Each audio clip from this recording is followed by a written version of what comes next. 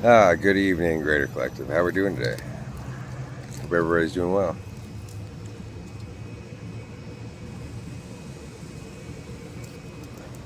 Oh, Blue Jay. Probably can't see him over there. Just laying on the fence.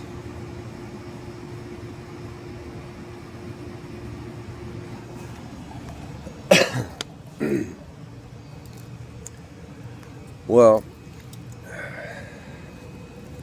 he's got a couple topics I want to talk about today, and about the world and how each person is woven into a matrix of deceit and basically trained like dogs, while those above them may or may not have been trained like dogs. And above meaning, yeah, what's above? If within's apart, huh? Yeah, so the boss is the loser, kind of thing. That's just a joke. Everybody's valuable. And every single person has been through the struggle to some degree or another. Even if they always had everything they ever wanted. And the ultimate thing is for each person to elevate themselves and not dig themselves further into the system of being slaves. It's about finding one's passion, ultimately, and putting your all into it.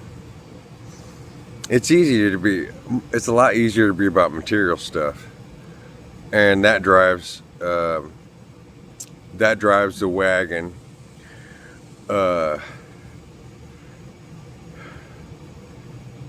And yet that's fallen off of it too, unless it's really everything you wanted to do and be, and some things are a lot harder, like leading,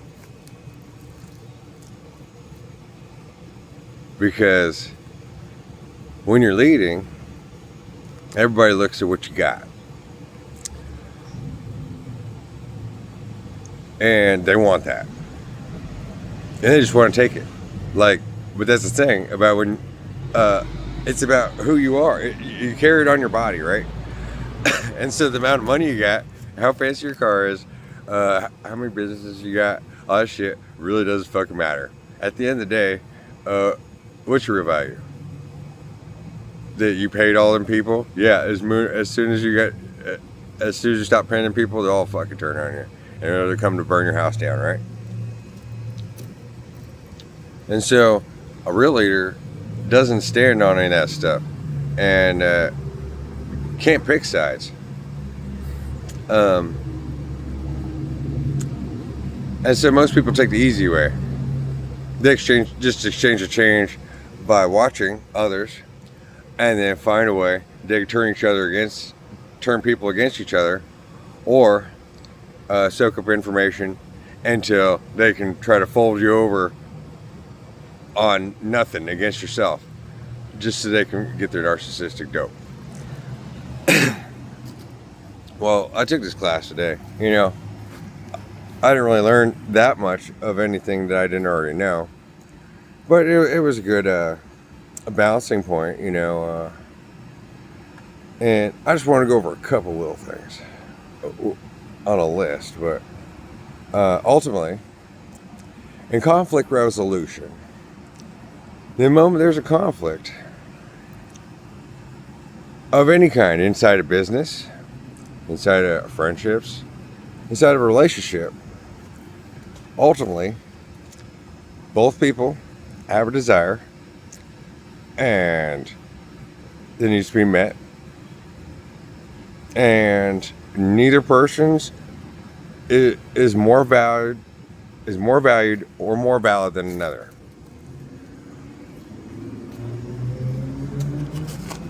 And if you don't act that way, you're not a leader. And it's not a team, it's not a family, it's not a group. And everybody who remains in it is really being taken advantage of. And it's not really worth staying in that kind of relationship if People don't understand conflict resolution, considering it's like a fucking 4 hour course, if that, and it's straight as clear.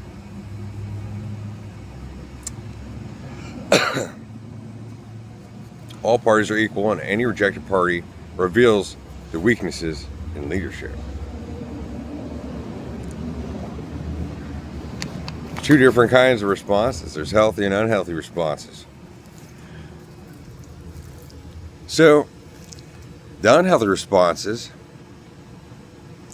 are the inability to understand, to try to understand, to recognize, or respond to what matters to the other person or to both parties.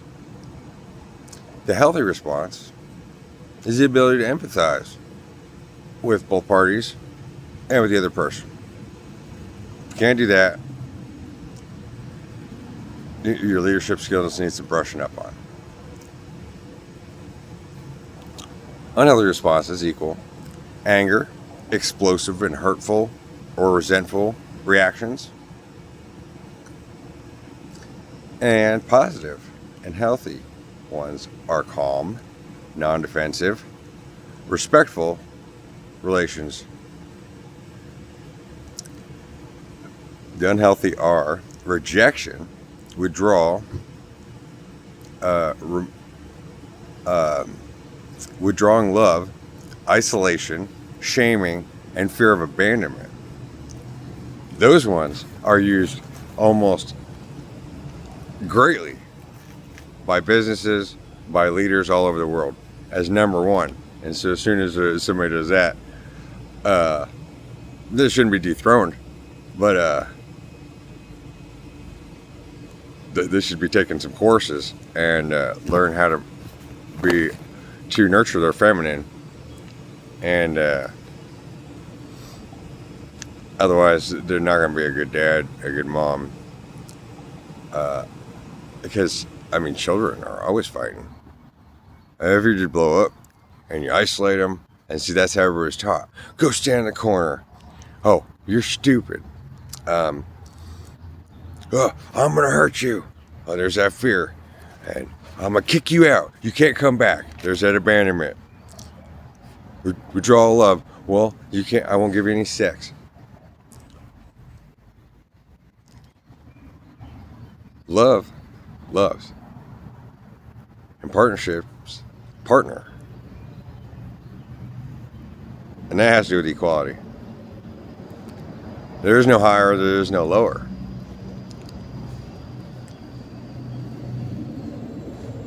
It also includes the silent treatment. The healthy ones are a readiness to forgive and forget, to move past the conflict, letting go of the anger and the resentment. There's just two more here.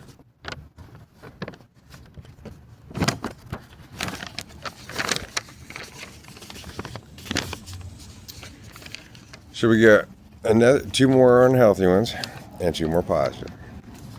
So unhealthy being the inability to compromise or see the other person's side. But the positive being the ability to compromise and avoid punishing another person.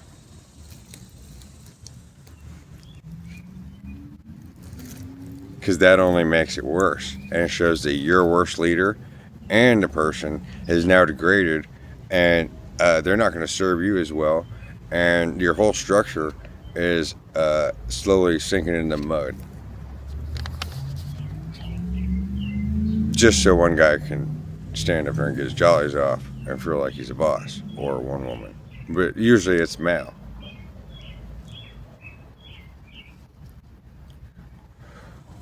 Because they were grown around a bunch of boys, and boys will be boys, and girls will be women.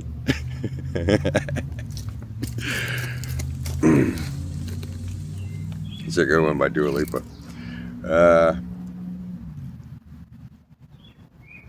And then let's see here. Oh, there's another part to that. Positive. It is not ours to avenge or seek retribution. And the last negative one here is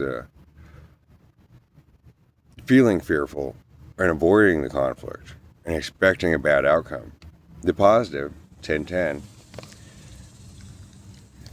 a belief that we need to face conflict head on and seek the best for both sides. And any situations where that is not carried out properly, then it's funny because the leadership can still stay there and act like they're the bosses, but they reveal to everybody involved who's paying their bills and running their stuff, or in a friends group or whatever the case, that they're the weakest link. That's why they're being insecure and trying to rope everybody together, and they're not being a good moderator.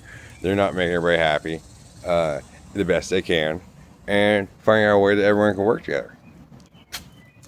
Like a real good dad, who has to be a good mom first, to himself and to others, by raising his own little son. The guy in his pants is stuck up here and wants to rage. That's the same for a woman, whatever. Because she got the one down here too, and she got a big one up here. However you want to look at it. So, this is one thing I've noticed. Man, I don't know why I changed the lighting as soon as I walked into the light. And that's all dark. Well, since I moved back to Alva, I've noticed that every single business I've been to is trained under the same structure.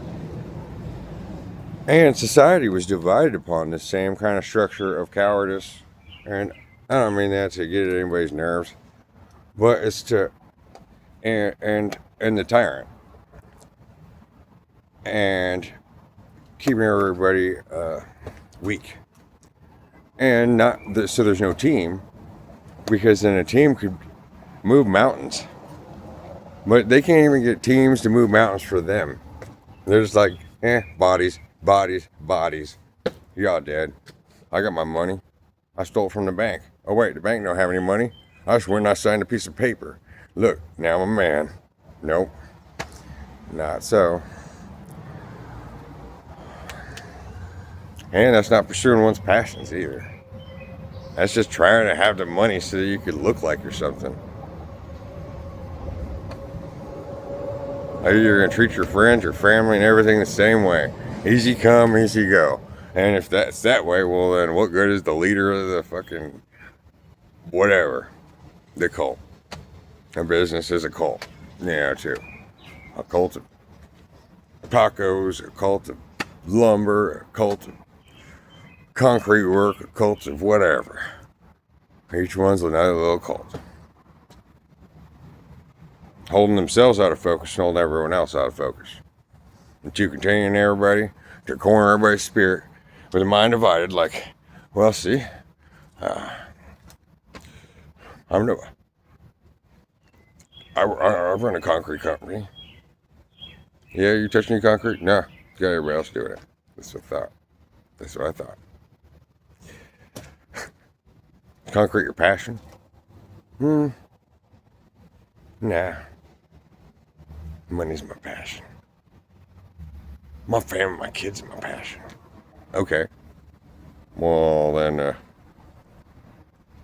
it's all good to have business and stuff. And you can hire somebody to be your manager and run it for you. And then you should be raising your family. Like this. Spending time with them. And teaching them about all the aspects of the world. So they don't fall to the weaknesses and praise of it.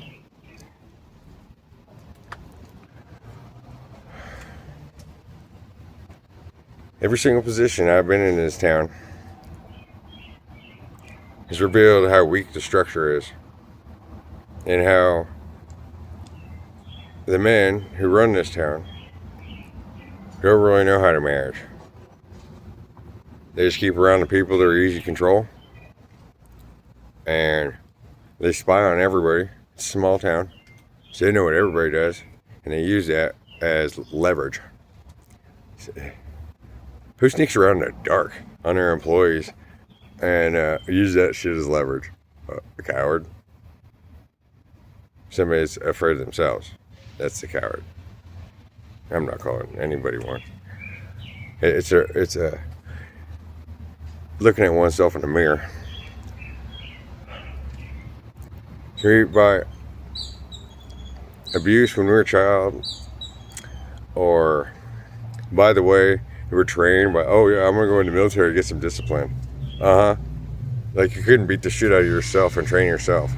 But at the end of that, you get done with your basic training, you might have to kill somebody. Well, you sold your soul. That didn't make you a man. And then when you get hurt, what are they gonna do for you? Not shit.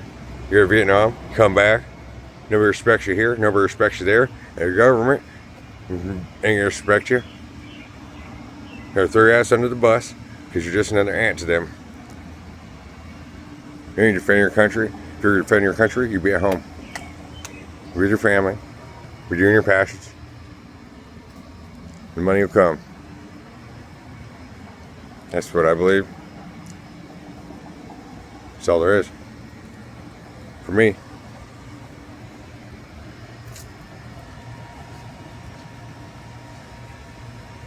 See, the churches and the bar systems, they're part of the same thing. See, it's two different addictions.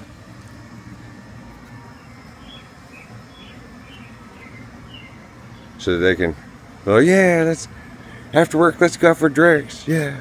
And then you go to church and like, oh, you're sinning. You gotta feel guilty.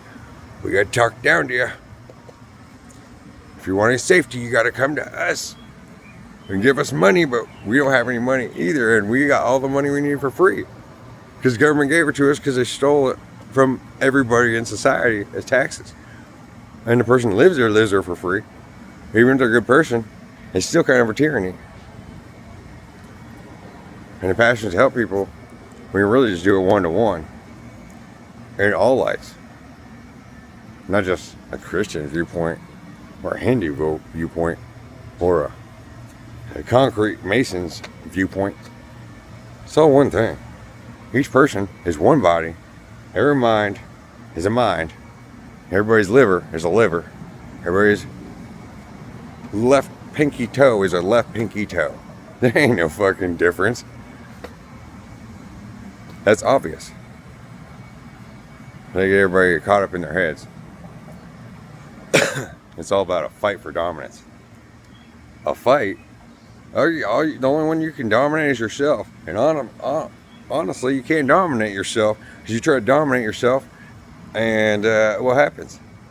I mean, that's kind of what drugs and alcohol are, is dominate yourself.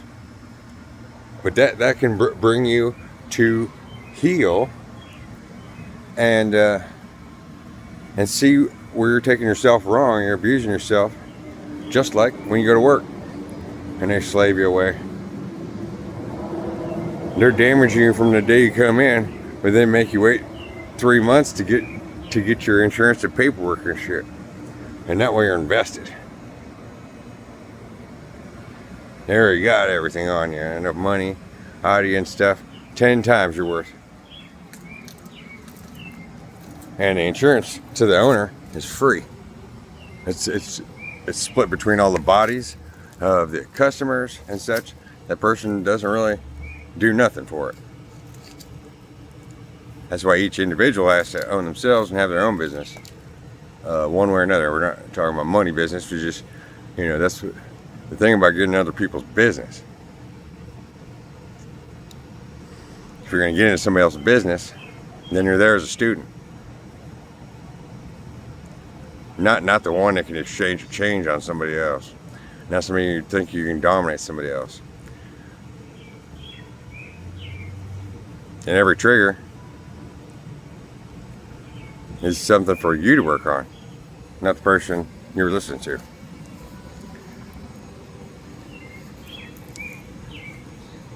Ain't it funny? Walmart, girl, all being friends with me and shit. Touch her hair. After she leaned into it, everybody saw it. Never laughed. And then I get called in. let me go. See, that wasn't conflict resolution, was it? You didn't talk to both parties and just doing shit behind the back door. So Walmart doesn't value its employees. It just needs slave hands. They don't respect you. Then, told a friend about that. Then what happens? Next thing that happens, somebody hangs all over me. And I can't even say no. And then I'm not allowed to speak. See? It's the same thing. When I worked at a pizza maker place in town, well, they make crusts. Everybody in there was on drugs. Smoke weed every day. Just about the only way you can get through monotonous factory work. Several people told me when they started they were on meth, and they still got hired. But because they played the victim, they played the submissive and subordinate, and they were easy to control, then they were allowed to stay. And then the business could get claim over their soul and say that they're the ones that helped them. And really, it just went from one drug to the next. I mean, you can go like for 8 hours a day. Dude, that's harder on your body than that drug is. I tell you it is. Just for some pizza crust. And shitty wages. I mean, you're okay, but not like that. That's like $18 an hour job. And then like, oh, well, we give good medical. Why?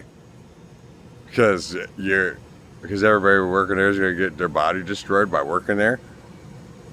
And that's the name of the game.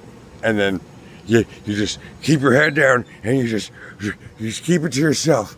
Oh, I can't bring it up because I might lose my job. They might call me a weakling. Until they're like, okay, yeah, you can come up. And then you can walk around and pretend you're a boss. And then you don't have to slave your body. But then now you're really chained in. And you have time or energy to pursue your passions. Or to even work on your own self-growth. I was at a hotel, the first job I had in this town. The laziest person who refused to do anything in the meetings in front of all the employees and lived at the hotel with her husband. And worked a graveyard shift. He had to do the very least amount. So there's a black couple. And obviously I'm not racist, sexist, or otherwise. But we got all these words to throw around. And it's important to know what the hell this shit's about, right? So, I've told this story before, but it comes into play about this. So,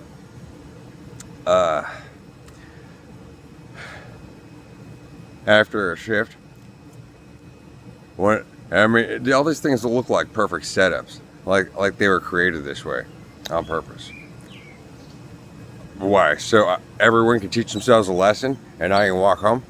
I mean, I'm right home. It's inside my body. I mean, shit. So, and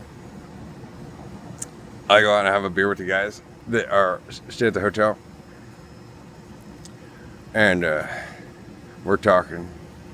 And the guy was going on about religion and all this stuff. And I was like, and part of one of my stories, I said, yeah, it's crazy how, like India, see, they slave their own family members up. You know, they come over here, they get the money from the government to get their hotel or whatever, or they get brought over by a relative, and then their job is to be imprisoned inside the hotel as the manager, but they can live there for free and make, you know, maybe $6,000 a month. That's pretty fucking good money. And if they're lucky, they got a good housekeeping crew, and they just live in their hotel, and they go around and they pretend like, see, I'm God, and until they get somebody else to fulfill their position, and then they move out into their mansion.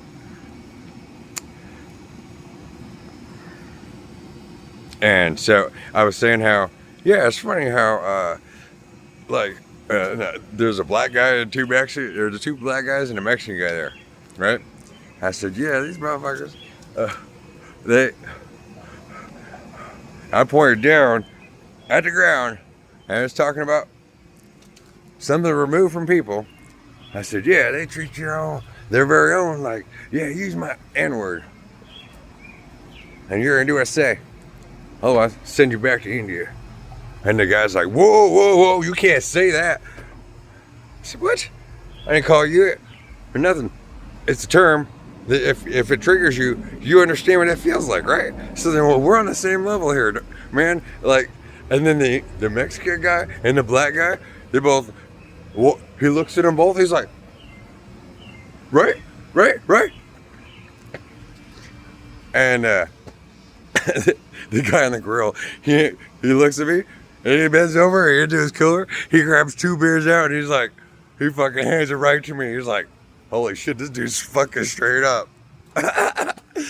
He's the only one that's, we're all equal here. And he knows how it goes. And then I'm like, and then the sky started getting hot and shit. I said, I better fucking get out of here. Like, and then as I'm getting ready to leave, well, the other black guy, well, that was a Mexican guy that gave me the beers, a couple Modelo's.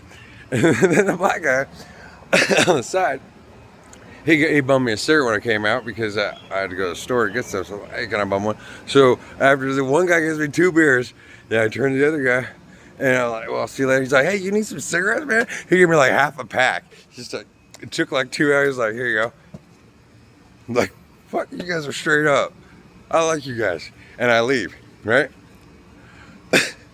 And then I get a text message from my boss the next day telling me that I'm fired because the guy that was babbling on and whatever and got all bent out of shape because I used a word that, while he's saying God wanted everyone divided. Okay, then what? Who's divided? What God are you talking about? You mean the demon system? Well, his wife was the one that was working the front desk. Is the laziest person there fucking on the planet, and she's rude and belligerent too. Sober, regardless. And I go down there and to see what's up, and the manager standing outside. She's, oh, you know what you did? You know what you did? And acting exactly like that. And that's my boss. No conflict resolution, no talking to anybody. That he went and told his wife, oh, I thought God wanted all of us divided, huh? Everybody out here was cool with it between the dudes. Oh, now you're running to your wife. Oh, just sits there and saddlebags the company. And they keep you here because it's easy. And she ain't even a good employee at all.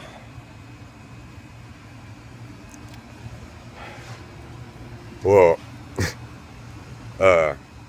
and then she goes inside. She's like, and she says, don't come in here. No, I said, okay. And before I could drive across town, the police were already there with me and met me as soon as I got to my mother's house. Told me, you're not allowed to go back there. 2 months later, there wasn't a single employee left. None of them. She was like 21. She's getting wasted every weekend, coming in whenever she wanted to. She wouldn't let anybody actually manage. Like, she was just put in that spot without any qualifications whatsoever. See, once again, didn't follow the rules of leadership, conflict resolution. And there wasn't conflict. And they weren't even being fair between people. And I could talk about every single job in town I've been at like this repeatedly. And they give everyone else the breaks because those are the ones they can control. And they use this tyranny over them. Or they pretend to be buddy-buddy in order to keep them around. And that's another version of abuse. Well, they keep around people who are blasted every day at work. If somebody calls in and says, yeah, I did too much every weekend, I'm not coming in. Well, if you don't go to the doctor and get a doctor's note so we can prove what you're on, then you're fired. Okay.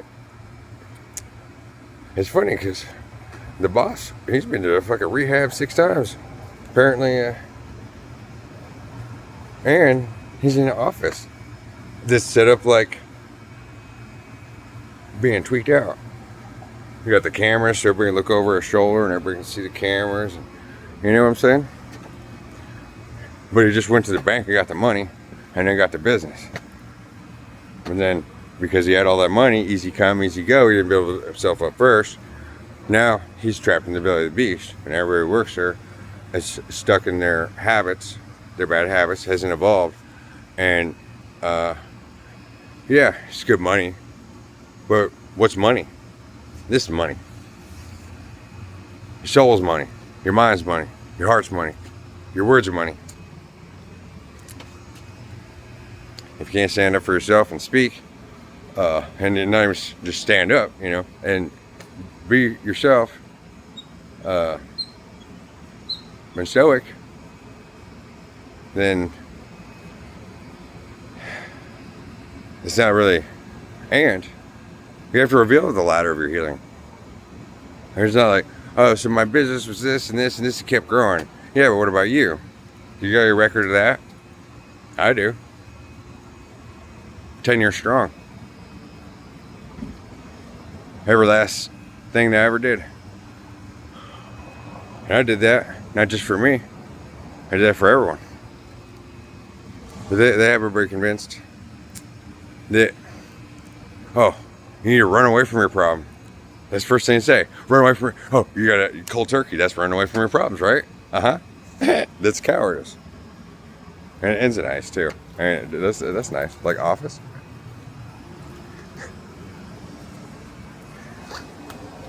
So you can sit around and tweak out on paperwork.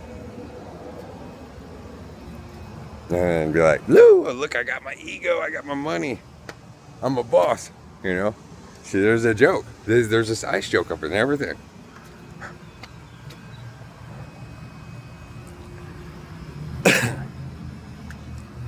So it's important to know these control systems. You know, it's created by England. But we're Americans. Americans have to ladder the whole thing. Each individual. And they got everybody strapped between two poles, and they can't hold on to either of them or themselves. And that's what they think M is. Ain't no luxury in that. See, they took the inside of each person, which is this image of Christ, who originally, before they gave him a story and all this, that was the demon. That was Satan. That was the only demon. And that's why they divided him up into all the gods. That was the monster. Christ was a monster. With no name. The only one that would come out of the darkness with his face coming with the whole crocodile. Tiamat. So then, they used all the cultures of the world to create the Bible, which had its positives and its negatives. But see, so then they needed 1,500 years of the church, supposedly, but nobody really knows because they changed everything. I mean, there's even records proving that they changed times and dates and everything right around 1,000. Well, that was 1,000 years ago. So nobody knows. It doesn't matter. They made all that shit up to suit their needs. While, you know, what was popular? Booze. In all the churches. I mean, in all the monasteries. They say, well, it's because of clean water. Uh-huh. It's only clean water. Uh-huh. So, those that created the Bible, a bunch of alcoholics. And they needed to have everybody isolated and work up this spiritual thing to create something so they could control all beings. For better or worse, whatever. It had to be done. At the same time as we're at the point in history where Now it's the opposite, because that is a demon, and that is the only place that you can heal from, ultimately. Until you get there, you're stuck in the matrix. You can't believe it till you see it. And have spent a lot of time understanding the whole process and how the world got to that point. And it's still a manipulation game. So they created the Masons to be hidden off the ground, to be able to lay the floor, but they're using magic spell work with words, and to hide behind masks while using the banks and all the bodies so that they could be him as Satan, as the demon leader. Then they took the mind and they inverted it the other way around, and they made the church as the body on the ground in order to capture all the lambs and to keep everybody in line through domination, through compassion, through having them run around in storytelling, through seeking a miracle from and praying to an idol, which ultimately is your own mind, your own soul, your own spine, is that image. And to say it's blasphemy if you look beyond here, to keep everyone from seeing that image. And if they do, they instantly are afraid and they run back to the crib to be dominated and to seek safety, but to never find their stoicism, to find inner strength, to be a leader, as there's a leader within each and every one of us. Each and every one. That means who could really be a leader over a group unless all of them are leaders themselves? That's a tyrant. That's business. Oh, but business and pleasure, those are separate, huh? Uh-huh. But then the tyranny is the pleasure, right? And control. And then having the narcissistic money, like speed, for free on the outside. You get whatever woman you want. Big deal. Easy come, easy go. And she's going to use you up, chew you up, spit you out. So then you're going to be having to pull some narcissistic shadow shit to keep her in line. And disclosure and commitment and partnership aren't part of it. And then the family structure from there on. So then the leader will be like, yeah, well, whatever my children's passions are, I'll just throw money at them and make sure that they just run right up the hill. You just run right up the hill. Look, you're successful. You're so awesome. Yeah, I know. Yeah, and that could be destroyed in a second, like second dad dies. Or a second, oops, tripped. I didn't know. I ran into something I didn't know about in the world. Daddy, please help me. And it shows them also not to be appreciative of the gifts they get because they earn them on their own. And so then they breed weak children. I mean, not breed them, but they raise them weak. You don't make them strong by treating them like their employees either. So it has to be a level playing field. And his conflict resolution, well, if all parties aren't equal, then there's no party. There's no equal. There's no one's at home in the whole group. And it's not something to be a part of.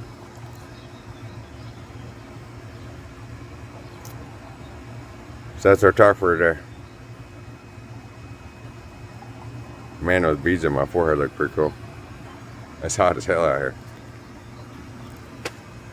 See y'all later.